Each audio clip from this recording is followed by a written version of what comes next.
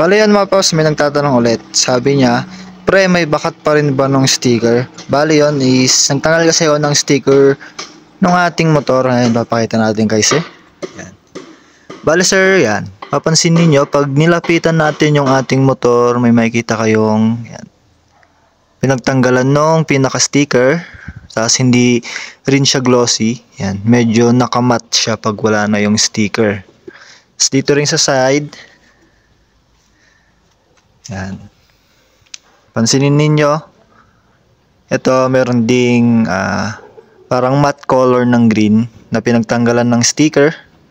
Tapos sa side na to is makintab yun. Kaya sa side na to, yan, may pagka-matte siya. Yan.